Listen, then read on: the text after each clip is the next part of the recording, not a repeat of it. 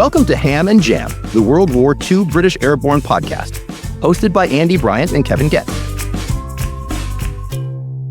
Here we are. I'm Kevin Getz, co-host of Ham and Jam, and Andy Bryant, the other co-host of Ham and Jam. What are we having tonight, Andy? I'm going with the Guinness again. So what about you? Going with the Guinness? Yeah. A little bit of hair of the dog, so I think I'm just going straight up water. Flavored water for me this evening.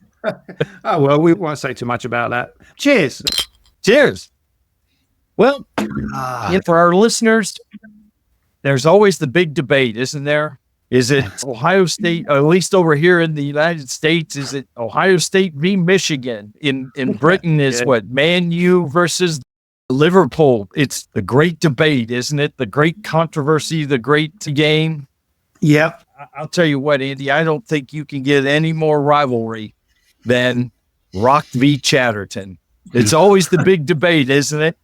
The Glider Pilot Regiment Colonels. Yeah, absolutely. A good one. Well, I always thought it'd be appropriate to take a little bit of a dive and let's find out who these men were and what the pilots think about it. I just thought it was time for us just to have a sit down and let's just discuss what these two men did, how important they were. Clearly, I don't know about you, but based on some of the research I've been doing, some of the reading, had very distinct and differing views on how they wanted to run the regiment. And certainly, with the premature death of Colonel Rock, one has to wonder how would things have ultimately worked out in the end. It's something we will never know, simply because of his accidents in September of 42 that changed everything. Probably need to start off, who was John Rock and who was George Chatterton? Yeah. So what'd you find out about Rock? Hey, Rock, he was, at the time of 1940, he was the army part of the Central Landing School at Ringway, which is now Manchester International Airport. But back in, it was basically an experimental establishment for parachutes. And eventually, when they realized there was a glider element needed in British airborne forces, that was developed there as well. So Major Rock was Royal Engineer, and it was a jointly run school between the RAF and the Army. Now, the RAF had a guy called Squadron Leader Strange, and Major Rock was the Army component of the school. Yeah. He was a real go-getter. He wouldn't ask his guys to do anything that he wasn't prepared to do himself. That includes parachuting. Yeah, it's interesting you said that too, Andy, because we both have read Lawrence Wright's The Wooden Sword, and he gives some great insight into the early components of the formation of the parachute regiment and the glider pilot regiment. And he described Rock as small in stature, sparing of speech, and always gave to his thought before he opened his mouth, before he answered anything. And Rock, again, Royal Engineer, he spoke 4 languages. He's a graduate of the Staff College. And he's involved in Dunkirk, so he's got some experience there. He comes into this glider pilot regiment, which I thought was, this was an interesting comment from Lawrence Wright, is we were surprised to learn that the man chosen to run the Army side of the airborne at the outset had no flying experience whatsoever. But to your point, it did make a difference. He was the first one. He says, I'm going to learn to parachute. I'm going to learn to fly. He learned to fly as he's running the program. And he had this parachuting accident where he spent 6 weeks in hospital after one particular accident. And then after the first fatality that happens in the training school, he's the first one out the door, so to speak. Yeah. Yep, absolutely. He's going to lead from the front. He's going to show his men, hey, that I'm not above any of this. I'm just like all of you guys. I think that's clearly, as you know, being prior military, when your leaders are up there with you in the thick of it, it makes a big difference mentally, doesn't it? It does make a difference when they're going through the same stuff as you. Definitely. and their lives on the line as well. We're really getting a picture of who the man was. And to your point, high energy, often described as the driving force during the airborne early days. He's the guy that's really getting things done in this infancy. In the experimental part of the airborne courses. And I think so we've got Rock, and then suddenly he needs a second in command, a 2IC, and then this fellow comes along by the name of George Chatterton. He and quite a different individual in his philosophy and how he wants to approach things. And I think for our listeners where he's coming from. Where is he coming from? Well, he did go to the naval. He was in the Navy briefly. Yeah, he was in the Naval College at Pangbourne in Berkshire. Naval College, Royal Air Force, was in number 1 squadron, conducted flying demonstrations in Canada. So we know if he's doing flying demonstrations, he's going to be an above average pilot. So he's going to be very skilled there. Suffers a collision, which how he got out of this, I have no idea, because apparently in this collision, both aircraft locked together. He gets out, suffers what we now would be an easily diagnosed concussion that leads to headaches, bouts of insomnia. The Royal Air Force goes, well, guess what? Sorry, they place him in what they call Category C. He's restricted to ground duties, which as a pilot, that's got to hurt being grounded like that. Yeah. So he asks for a transfer, decides, you know what, we're going to do this Army thing, and serves with the Queen's Royal Regiment and the Grenadier Guards. And there's some of us over here in the States, we hear Grenadier Guards. What exactly, what are we talking here when we hear Grenadier Guards? Because often that phrase is, well, we've heard on other podcasts, well, he was a guardsman. What exactly does that mean? Obviously, Waterloo, the Napoleonic era, that's where they really sort of first come into their own. The guys with the red coats doing ceremonial duties at Buckingham Palace. There's normally, there were height restrictions. Everybody had to be over 6 foot and over back then, if I remember rightly. And because of the ceremonial duties, there is a high amount of spit and polish and what we used to call, I'm not going to say it, but BS. Yes. Yeah. And they were thought to be professional soldiers. We're not going to use the term elite, but professional, well turned out soldiers, disciplined soldiers. Disciplined, spit and polish. Yeah, that have cut their teeth. And in places like the Crimea, you see the early photographs of that campaign, and they're there with their bearskins and they're whacking great big beards. So professional soldiers. So we're really getting a sense by the fact that he had that experience as a guardsman, and I'm glad you explained that. We kind of we're knowing where he's coming from. This is his background.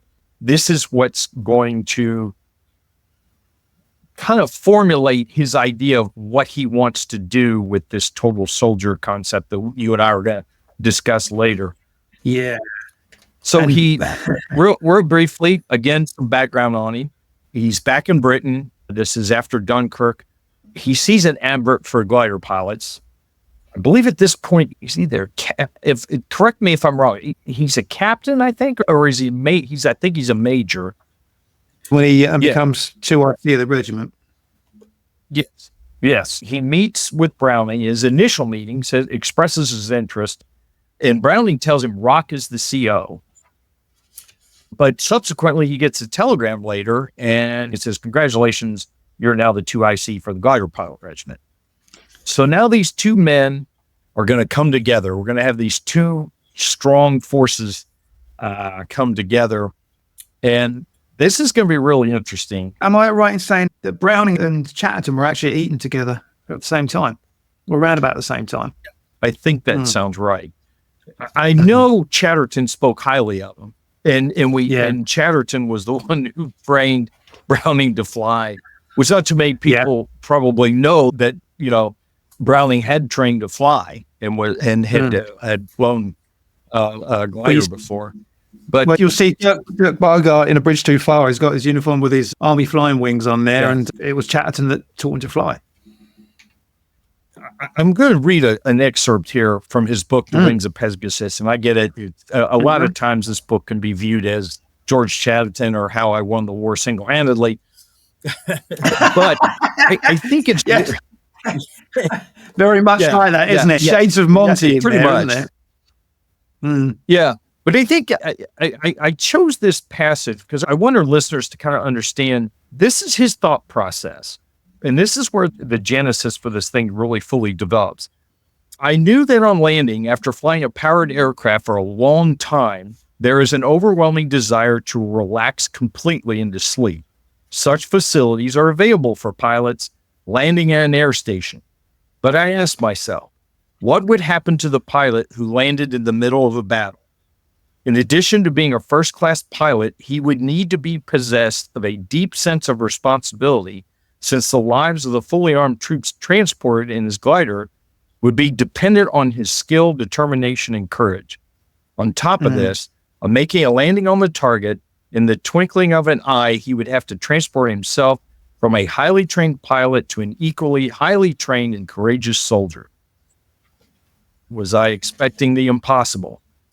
I thought not, but I had no illusions as to the complexity of the task ahead. And that kind of clashes a little bit with Rock's vision of what the glider pilots, his thought is, no, we're not going to train these.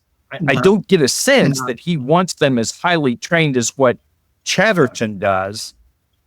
No. Rock was opposed to using gliders in direct assaults, which he described it as about as futile as charging the enemy in a fleet of RASC 3 times. Yeah, he was very much of the opinion, and this is interesting to see how, if Rock had stayed in command of the GPR, how far this would have washed with the higher-ups, because he was very much of the opinion that they should be used for coup de main type operations, or to reinforce already established ground forces as a rapid redeployment or a rapid reinforcement. Exactly. We look at the application process from actual events. So Pegasus Horsa Bridge, that's a Arnhem operation. I would say Arnhem is Chatterton. And I would even argue at certain points, probably Mallard, certainly the night landings, definitely with some of the initial, that I don't think that fits under the Rock mold. That fits under the Chatterton mold, because they're landing very early and having to hold their ground in, oh, by the way, defend against that German flank. I mean, I'm going to read a little bit from Claude Smith's History of the Glider Pilot Regiment here. This is talking about Rock. Rock's been getting his wings. And on returning to the regimental depot, Rock had been quick to show his disapproval of Chatterton's severe disciplinary methods, and he made it plain that he would like them modified. He wanted to create a small, well-turned-out regiment, but a clear eye coupled to steady, light-flying hands controlled by a quick-thinking mind. That was his model for a glider pilot. They quickly sensed the eagerness and inner discipline of the men who were beginning to join the regiment. Being fully aware that the object of military drill was to ensure instant compliance with orders, he believed that there was no place for this concept in flying a glider, and that too much drill would probably result in a ham-fisted pilot. It was fortunate that he and Chatterton separated when the 2nd Battalion was formed on the 17th of August 1942, and Chatterton was appointed to command it with the rank of Lieutenant Colonel.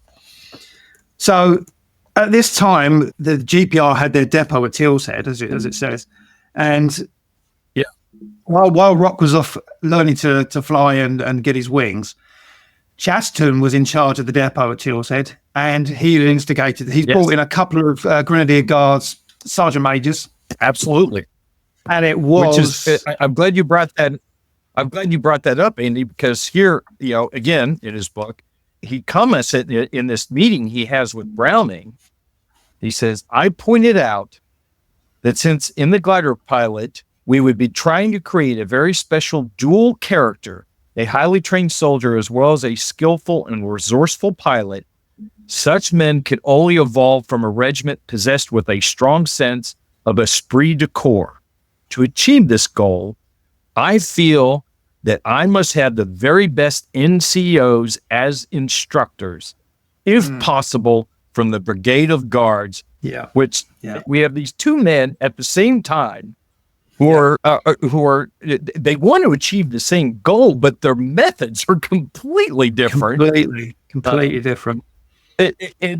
It's so interesting too that Chatterton commented, I could see that he, Rock, did not approve of my spit and polish methods, which goes, I'm glad you were able to kind of give us this sense of here's where this spit and polish stuff is coming from. Yeah. But here we have these two men that are kind of at loggerheads as far as how they want to achieve it. Yeah. I mean, I personally think that to get the whole idea of the GPR is being formed out of volunteers from right the way across the army, apart from the Royal Armoured Corps, apparently. So to bring all these guys together, I get the BS part of the depot at Tills Head. I understand that. Whether or not, I mean, just from reading personal accounts and talking to the families of the glider pilots, the early days, they were of the opinion that a lot of guys that would have made really pilots were washed out, essentially, because of this attention to detail, and then minor infractions were sending them back to their original units when they probably were perfectly fine to stay where they were.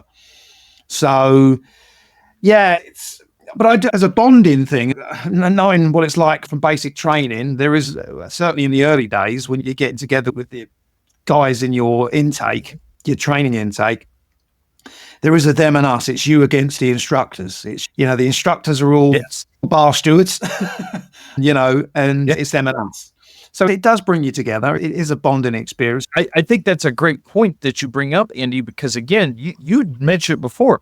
You have this wide, diverse group of guys who want to be glider pilots, whether they're engineers or whether they're from infantry units, wherever they're coming from, they're like suddenly this new thing has captured their attention. They go, I want to do that.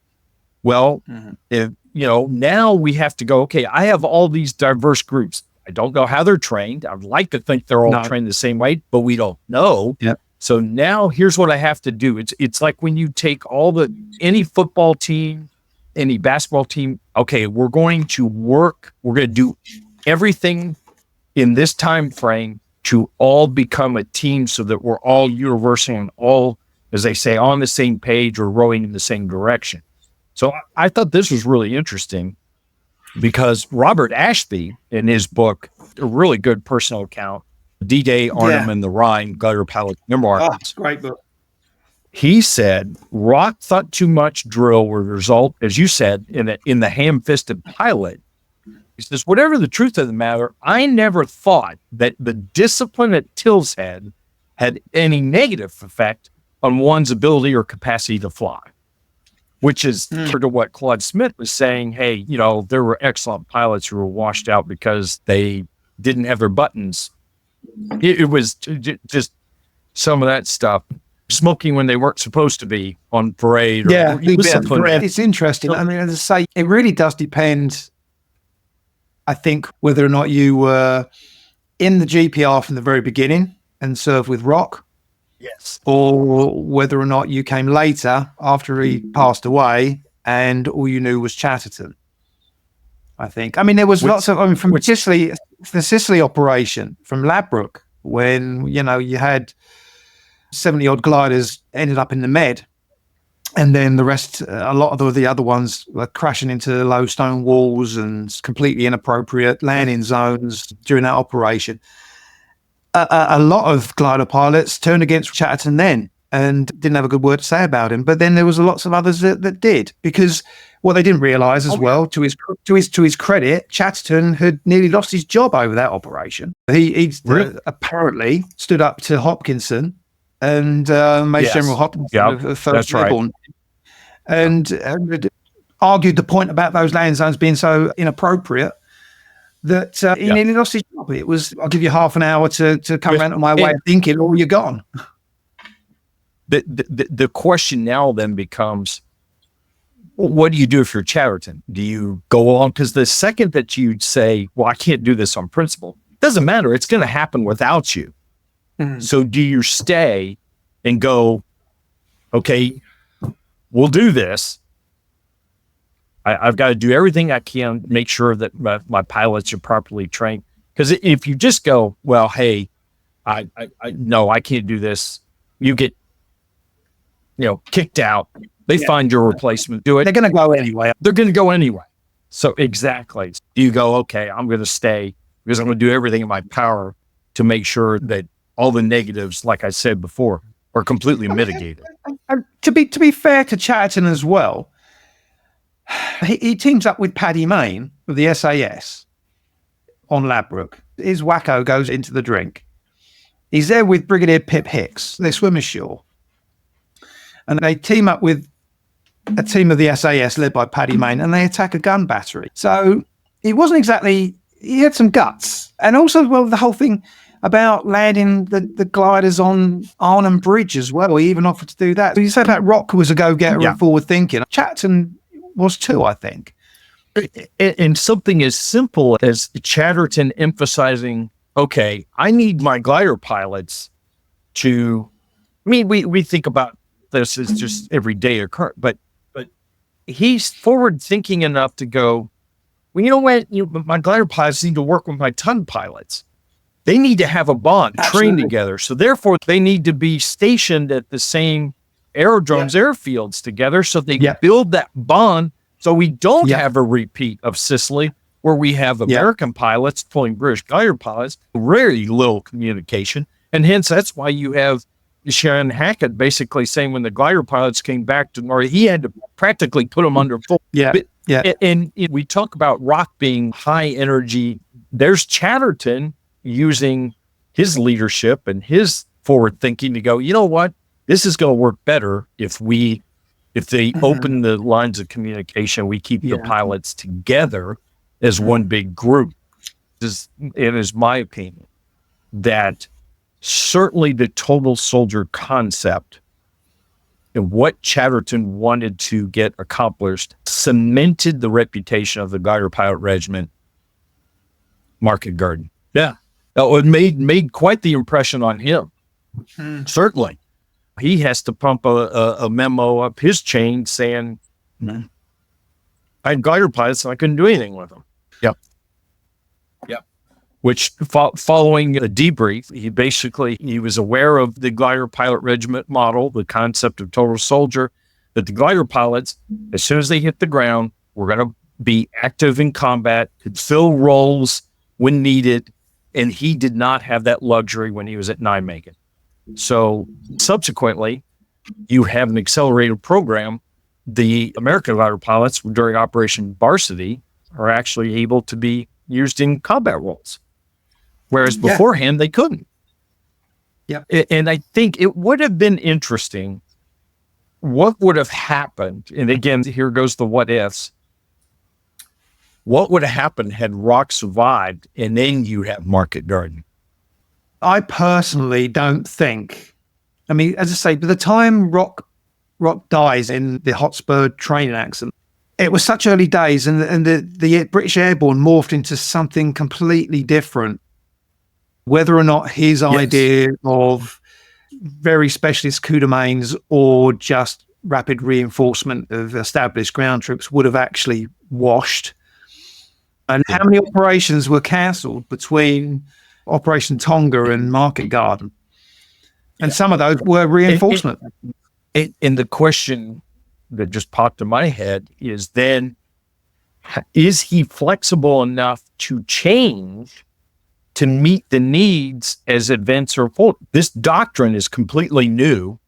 It's not like it has a very long cultural history it can fall back on. Things are kind of rapidly evolving and changing, and you have to be able to change with the objectives. It would be interesting to see if he would have been willing to change that based on the circumstances that were presented to him. My personal opinion is you couldn't have the Glider Pilot Regiment that it came to be without both of them. Whenever I get asked this question when I'm doing my guided tours at the Army Flying Museum or whatever, I try to get people try and draw me on it. And I say the same thing every time. You couldn't have the Glider Pilot Regiment without both of those guys. Rock at the beginning, and then Chatterton's total soldier. I'm fully behind that. I think he gets a raw deal. I think he gets similar to Montgomery, because a lot of the guys who, if you just read about Montgomery, hear about Montgomery and whatever, you can draw an opinion of the guy.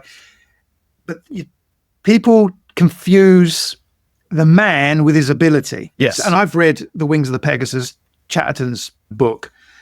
And it does come across about how he won the war single-handed and he was right and everyone was wrong. And you can take from that he was a certain type of person, but you've got to step outside of that and see what he actually accomplished as well.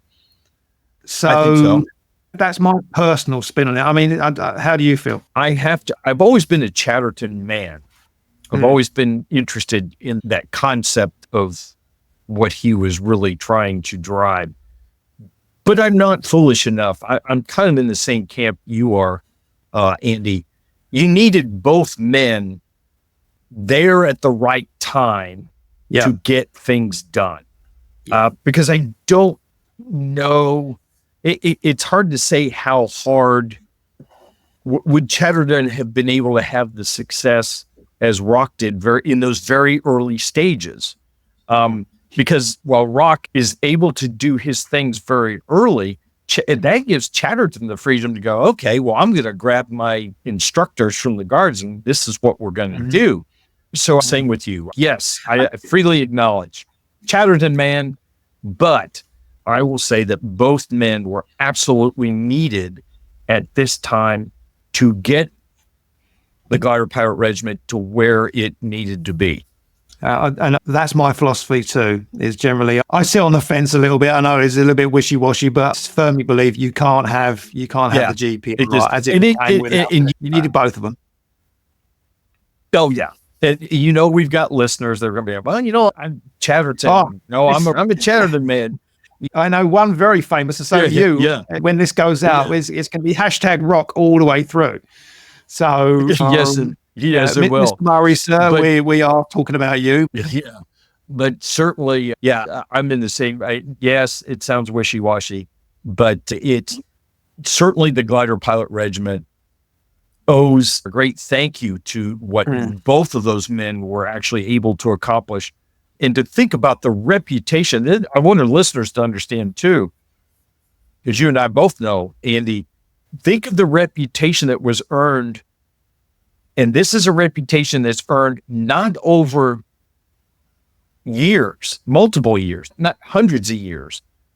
This is the shortest regiment in military history as far as duration goes. And it develops that kind of reputation.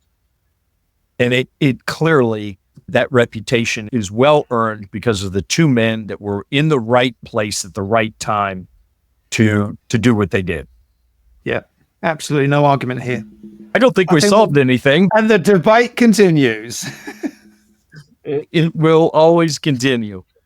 And it'll be interesting to see what listeners come back with, and then maybe we'll have to sit down and do this again. I think absolutely. I think we're getting a signal, aren't we, mate? It appears that way. He's reaching for the bell. He's reaching for the bell, so we're going to have to say time, gentlemen, or time, ladies and gentlemen, on that episode, and you will hear us on the next one. Cheers. Thanks for listening to Ham and Jam.